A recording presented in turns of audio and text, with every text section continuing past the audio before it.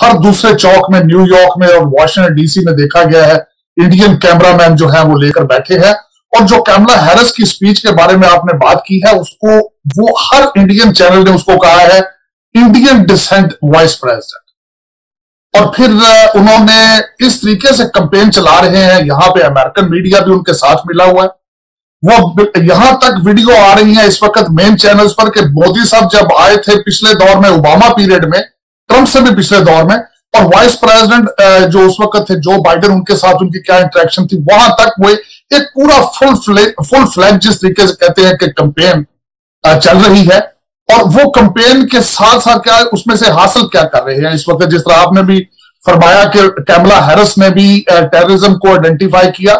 Tony Blinken इससे पहले जब कांग्रेशनल हियरिंग में गए तो उन्होंने भी जाके वहां पे पाकिस्तान को एक्यूज किया, वर्ड यूज करके हार्बरिंग, और उन्होंने कहा कि सेफ हेवंस प्रोवाइड करते रहे हैं पाकिस्तान पिछले 20 सालों से।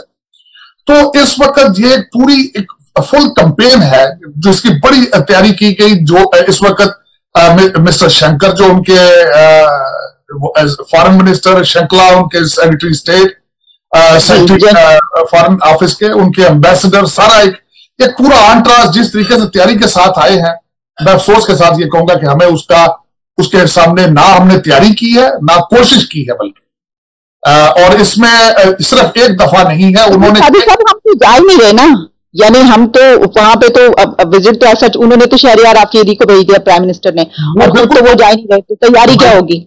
उन्होंने बल्कि इसका कोई एडवोकेसी कश्मीर की करने की बजाय पाकिस्तान के इमेज को धचका दिया, शाक दिया। उन्होंने यहाँ पे आके उन्होंने अपनी तवज्जो, एक तो उनका ड्रेसअप नहीं था, उनके अल्फाज प्रॉपर नहीं थे, और उन्होंने आके यहाँ पे मजाक उड़ाने की कोशिश की अमेरिकन सर्कमस्टांसेस, अमेरिकन सोसाइटी की। और यहाँ पे ये याद रखा जाए कि अफरीदी साहब का ये पहला ट्रिप था अमेरिका, और जिस चैनल के जरिए वो प्रमोशन ये कर रहे हैं वो भी अमेरिकन चैनल है, जिस जहाज पे आए हैं वो भी अमेरिकन मेड है।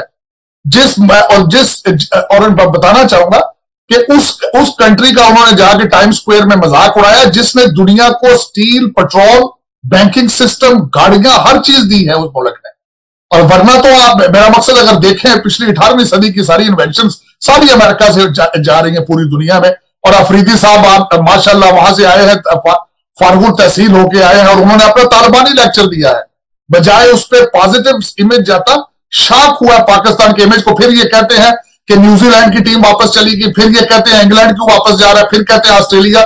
लेकिन this is the best Pakistan can offer कि एक बंदा आया है जिसको ना हिस्ट्री का पता है, ना अमेरिकन स्ट्रक्चर का पता है। यहाँ पे जितने होमलेस हैं वो सारे एडिक्टेड होते हैं नशों पे, वरना यहाँ पे फैसिलिटीज मौजूद है, यहाँ पे शेल्टर मौजूद है।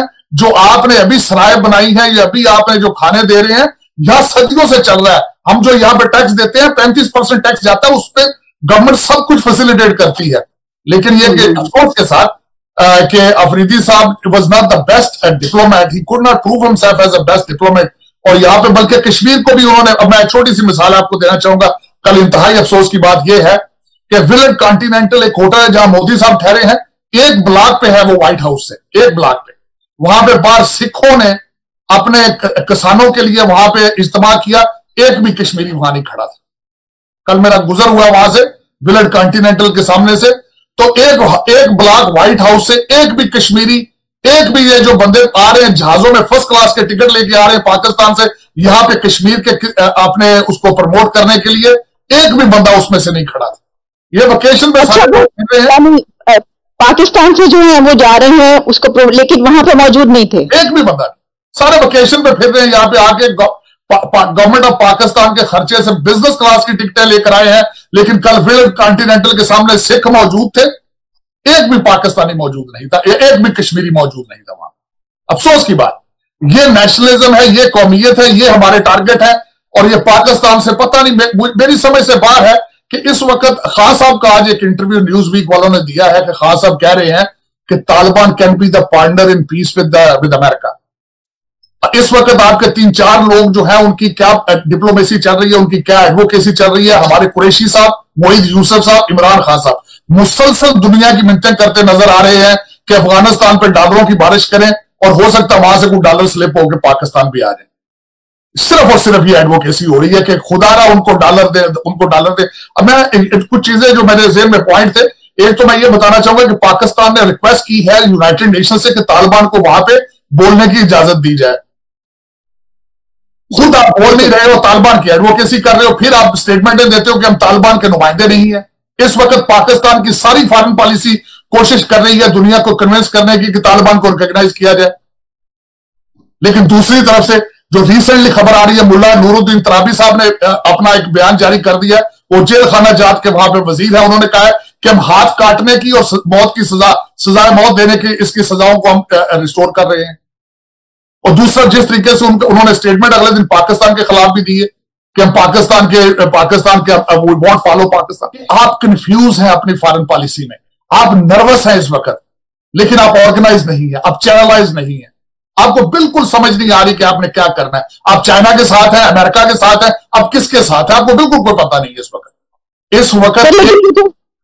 ये जो आपने भी बात की, ये तो जो तालिबान है ना, उन्होंने खुद भी लेटर लिखा है यूएन को, और वो यूएन ने जो है उनका लेटर देख लिया है और उसके ऊपर उन्होंने कहा है कि हम ये जवाब, और उन्होंने कहा है कि हमें खिताब करने का मौका दिया जाए वहां पर। बिल्कुल बिल्कुल, लेकिन वो लेटर भी लिखा है, लेकिन साथ इनकी रिक्वेस्ट भी यहाँ पे देखिए, आपके पास अमेरिकन जो मीडिया है तो वो तो उठाते हैं चीजें, आपके पास खासकर कई चीजें वहां नहीं जाती, लेकिन हम तो यहाँ देखते हैं, हम सुनते हैं कि यहाँ पे क्या हो रहा है। यहाँ पे इट वाज अ न्यूज कि Pakistan has asked for United Nations के उसमें उनको बोलने की इजाजत दी जाए।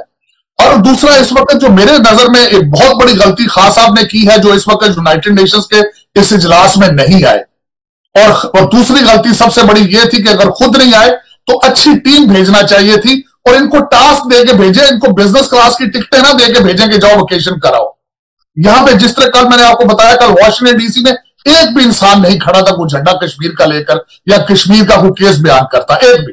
सिख खड़े थे लेकिन पाकिस्तानी एक नहीं था, ना कश्मीरी थे। और हाँ, कर क्या रहे हैं, यहां मैंने देखा वर्जीनिया से लोग बसें भर के वेकेशन के लिए यूनाइटेड नेशन के सामने जाएंगे, वहां बर्गर शर्गर खा के तो वापस आ जाएंगे। इनके लिए ये वेकेशन नेशनलिज्म नहीं इनके अंदर कि ये कोई अपने मुल्क के लिए, अपनी एडवोकेसी के लिए, फॉरेन पॉलिसी के लिए कुछ चीजें कर रहे हो।